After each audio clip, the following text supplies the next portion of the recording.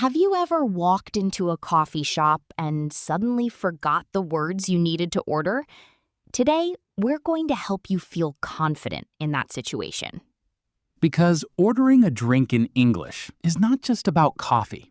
It's about communicating, asking questions, and feeling comfortable in everyday conversations.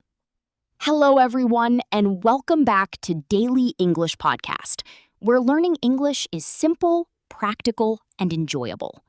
I'm Sarah, and I'm here with my co-host, Jack. We're really happy to have you with us today.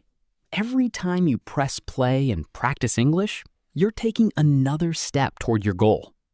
And today is a special day because we have reached day 7 of our English learning journey. If you have been practicing with us since day 1, take a moment to appreciate yourself. 7 days of consistency is a great achievement. 1 week may sound small, but it's the beginning of a strong learning habit. You should feel proud of your progress. And if today is your first time here, welcome. We're happy you found us, and you can start your learning journey right now. You can always go back to the earlier episodes later, but every lesson is designed to help you practice on its own. Make sure to subscribe to Daily English Podcast and turn on notifications so you don't miss future lessons. Your support helps us reach more English learners around the world. Okay, Jack, let's tell everyone about today's lesson. What are we learning today? Today's topic is English at the coffee shop. And I know some people might think it's a very simple topic. But actually, this is one of the most practical topics because coffee shops are common places in everyday life. Exactly. Whether you drink coffee, prefer tea, or just visit a cafe to relax and use the internet, these words are useful. And if you travel to an English-speaking country, knowing how to order and ask questions in a coffee shop can make your experience much easier. Coffee shops are also social places. People meet friends, have conversations, work, and even attend interviews there. So learning this topic is not only about ordering a drink. It's also about communicating naturally and feeling confident. Today, we'll practice useful vocabulary, real conversations, and shadowing exercises. Remember, your job is to speak out loud. Copy our pronunciation, speed, and tone, because that is how shadowing helps you improve. Are you ready? Let's begin. Before we start the lesson, let's do our warm-up conversation. Jack and I will share some personal experiences about coffee shops. Because almost everyone has a coffee shop story. Let me start. I really enjoy coffee, and I've been drinking it since I was younger. Now, I honestly can't imagine starting my morning without it. I can understand that. Having a favorite morning drink can become part of your daily routine. My usual order is simple. I normally get a medium latte with oat milk and no sugar. I order the same thing almost every time because I already know exactly what I like. That is very consistent, Jack. I like how you always know what you want. Thank you. But you're probably different, right? You seem like someone who likes trying new things. You know me well. My order changes depending on my mood, the weather, or how I'm feeling that day. Sometimes I stand at the counter and still don't know what to choose until someone asks me. I think many people can relate to that feeling. Sometimes having too many choices makes the decision harder. You know that feeling when someone is waiting for you to answer in English and your mind suddenly goes blank? Yes, and many English learners experience this. It can happen at a coffee shop, a store, or any real conversation. That moment of thinking, what should I say, is completely normal when you're learning a new language. And that is exactly why we practice. The more you repeat useful phrases, the easier they become to use naturally. Shadowing helps your brain recognize common situations and remember the right words faster. It's almost like building muscle memory, but for speaking English. I like that idea. Muscle memory for your mouth. Maybe we should put that on a t-shirt. Maybe not, but the idea is true. Practice makes speaking feel more natural. Okay, now let's learn some important vocabulary for today's coffee shop lesson. Remember, don't just listen. Say these words and phrases out loud with us, because speaking is the most important part. The first word is order. Your order is the drink or food you ask for. For example, a worker might ask, "Can I take your order?" And you can answer, "I'd like a medium latte, please." The next word is menu. A menu is the list of drinks and food available in a coffee shop. You can ask, "Can I see the menu?" Or, "What's on the menu today?" Another useful phrase is to go and for here. These phrases tell the person where you want to have your drink.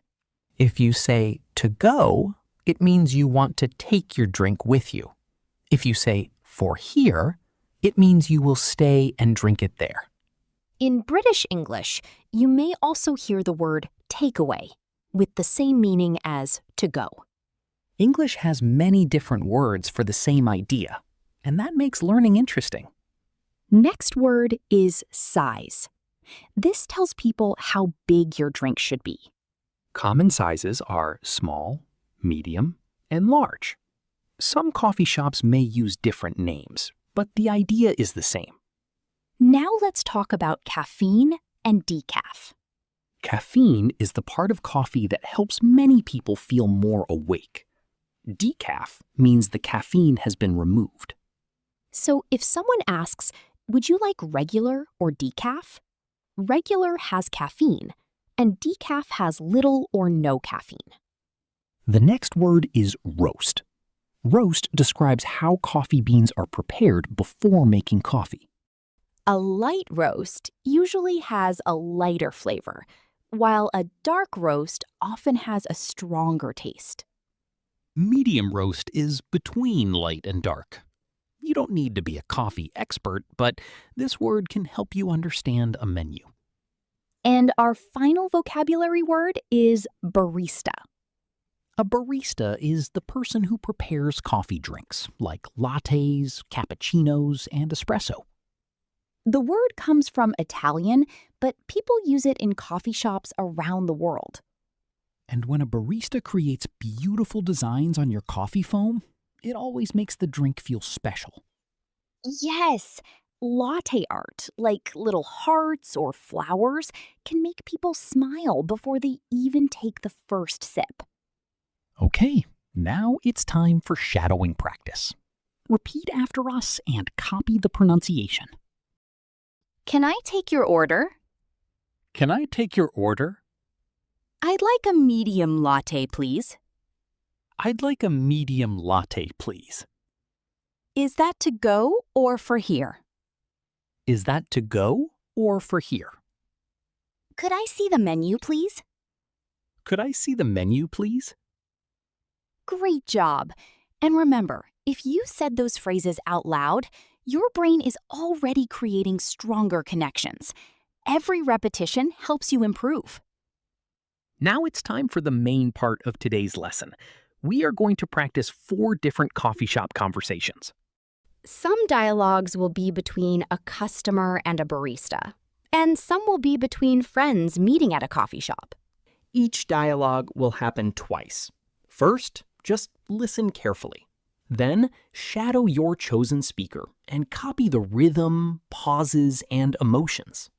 Also pay attention to small sounds like oh, and These little expressions make English sound more natural.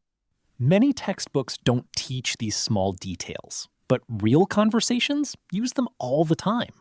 Because here at Daily English Podcast, we want you to learn real, everyday English. Yes, we keep it real. Okay, let's start with dialogue 1. Hi there. Welcome in. What can I get for you today? Oh, hi. I'm actually not sure what to order. It's my first time here.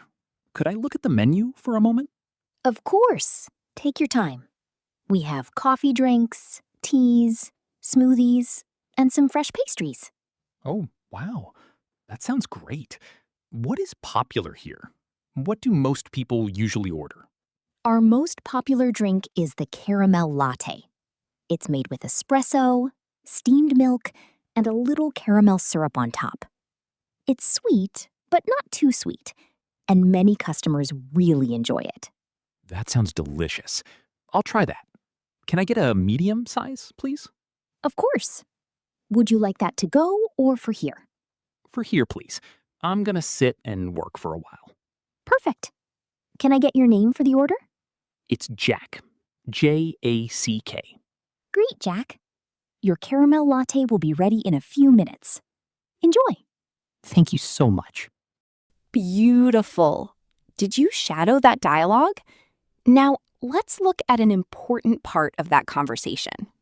I asked the barista, What's popular here? This is a very useful question when you don't know what to choose. Instead of feeling confused by a big menu, you can simply ask for a recommendation. And notice how the barista described the drink. She explained it using with to connect different parts. For example, you can say, a sandwich with cheese and tomato, or tea with honey and lemon. This simple structure is very common and useful in everyday English. Okay, let's move on to dialogue 2. This one is between two friends meeting at a coffee shop. Oh my goodness, I'm so sorry I'm late. The traffic was really bad today. Have you been waiting for a long time? Only about 15 minutes, but it's okay. I ordered a coffee and read my book, so I was actually enjoying myself. 15 minutes? I'm really sorry. Let me order something quickly. Do you want another drink or something to eat? I'm okay, thank you. Actually, wait, could you get me one of those chocolate croissants near the counter? They look amazing, and I've been looking at them for the last 10 minutes. You've been sitting here and staring at croissants for 10 minutes? Yes! I have shown incredible self-control. Incredible self-control. Okay, I understand. I'll get one before you change your mind and order 5. Please hurry. I don't know how much longer I can resist. Do you want me to get you a fresh coffee too? That one looks a little cold. Actually, yes. I'll have the same thing as before. An oat milk latte, medium size, no sugar. Good choice. I'll be back in 2 minutes. I love this dialogue because it feels like a real conversation between friends. Friends are sometimes late. Friends joke with each other. And friends buy each other coffee. That's everyday life. When you shadow conversations like this, you're learning more than vocabulary. You're learning how people communicate naturally. You're practicing how to apologize, make jokes, and offer help in English. I have shown incredible self-control is a great example of using exaggeration for humor. English speakers often use dramatic expressions like this to make conversations more fun and natural. Instead of simply saying, I almost bought a croissant, you can use a playful expression to show more emotion. This kind of language helps your English sound more comfortable and natural. Okay, let's continue with dialogue 3. This one is about asking questions when you are unsure about something on the menu. And this is important because sometimes menus can be confusing, even for people who speak English every day. Hi there. What can I get started for you today? Hi, I have a question. What exactly is a flat white? I saw it on the menu, but I'm not really sure what it is. Great question. A flat white is similar to a latte, but it's a little smaller and the coffee flavor is stronger. It has less foam on top, so it feels creamier and you can taste the espresso more. Oh, interesting. So it's stronger than a latte? A little bit, yes. If you enjoy a stronger coffee taste, you would probably like it. I think I'll try it. Can I get a small flat white, please? Also, do you have any plant-based milk options? I'm trying to avoid dairy. Of course. We have oat milk, almond milk, and soy milk. Many people choose oat milk because it works really well in coffee and has a slightly sweet taste. Oat milk sounds good. Let's go with that. Great choice. Can I get a name for the order? Jack, please. Got it. 1 small oat milk flat white for Jack. Your total is ready. Thank you so much for explaining everything. You're welcome. That's what we're here for. Enjoy your drink. I really like this dialogue because Jack did something very important. He admitted that he didn't know something and simply asked a question. And this is a great lesson for English learners. Many people feel shy about saying, I don't understand. But asking questions is actually a smart thing to do. Exactly. Questions help you learn, and they show that you want to communicate better. Also, people who work in coffee shops are there to help you. They want you to choose something you will enjoy. So don't be afraid to ask simple questions, like, what is this? Or can you explain that? These phrases are completely normal in everyday conversations. The phrase Jack used, what exactly is a flat white, is especially useful. You can use the same structure for many things. For example, what exactly is cold brew? Or what exactly is a macchiato? Just replace the word with something you don't know, and you have a natural question. I also want to highlight another useful sentence. Jack asked, do you have any plant-based milk options? I'm trying to avoid dairy. That's a great way to explain your needs. You don't need a long explanation. A short reason is enough. Simple and clear communication makes conversations much easier. Okay, let's move on to our final dialogue. This one is a little more advanced. In this conversation, 2 coworkers are meeting at a coffee shop to have a discussion. Let's listen. This is such a nice place. I really like this coffee shop. It's quiet enough to have a good conversation, but there is still some background noise, so it feels comfortable. I agree. I usually work from here on Thursdays. The Wi-Fi is fast, the coffee is good, and nobody interrupts you. It's one of my favorite places to focus. That's actually a great idea. I might start doing that too. Sometimes it's difficult to concentrate at the office because people stop by your desk and start talking. Exactly. The coffee shop feels like a quiet zone. Nobody interrupts you because you're in a meeting, even if that meeting is just with yourself and your laptop. That's actually a smart strategy. I'm going to remember that. Good idea. Should we order something before we start going through everything? Yes, let's order. I already know what I want. I've been thinking about it since I left home. Really? What did you decide to get? An iced Americano with a little oat milk. It's perfect for an afternoon of work. It's strong enough to keep me focused, but not so strong that I start talking too quickly and nobody can understand me. That has happened to you before, hasn't it? Once, during a very important presentation. Let's not talk about that day. Fair enough. So, what are you ordering? I think I'll get the house blend coffee with a slice of banana bread. I skipped breakfast this morning because I was in a hurry, and I can already feel my energy going down. Sarah, you have to eat breakfast.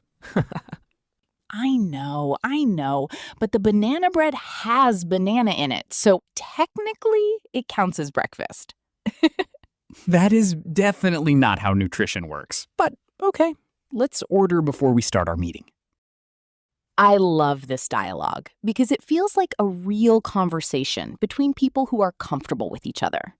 Exactly. It's casual, natural, and full of small jokes that happen in everyday conversations. I want to highlight one interesting sentence from our dialogue. The coffee shop is like a force field. This is a metaphor. It compares one thing to another thing to make an idea more interesting and easier to imagine. Native speakers use simple comparisons like this all the time. And you can start using them too. You don't need difficult expressions. Simple comparisons can make your English more colorful. For example, you can say, "This coffee is like a warm hug in a cup." Or, "This bakery smells like happiness." Small comparisons like these are easy to remember and fun to use. Also, Jack's banana bread joke was a great example of how people use humor in everyday conversations. We all sometimes create funny reasons to support our choices, especially when it comes to food. Questionable logic, but very human logic. Okay, let's have some fun. Sarah, do you have an interesting coffee fact for us? I do. Did you know that the word coffee has roots connected to the Arabic word kawa? Coffee originally came from Ethiopia and later spread through different parts of the world before becoming popular everywhere. Wow, seriously? I didn't know that. That's really interesting. And here's another amazing fact. Coffee shops have a long history as places where people meet, think, and share ideas. In 17th century London, coffee houses were called penny universities because people could enter by buying a simple cup of coffee and have conversations with writers, scientists, and other thinkers. That's incredible. So coffee shops have always been places where people exchange ideas? Exactly. And that idea is still true today. People meet for first dates, job interviews, business discussions, creative ideas, and even English learning. Yes, learning English with us right now means you are also part of that tradition. Maybe that's a little dramatic, but I like the idea. Okay, now let's learn some practical phrases you can use in a real coffee shop. These are short, useful phrases. Shadow them with us and practice saying them clearly. First phrase. Could I get... This is one of the most common, polite ways to order something. For example, Could I get a large coffee, please? Or, could I get one of those chocolate muffins? next phrase. What do you recommend? Use this when you are not sure what to choose. Another useful phrase is, can I have that with... You can use it when you want to customize your drink.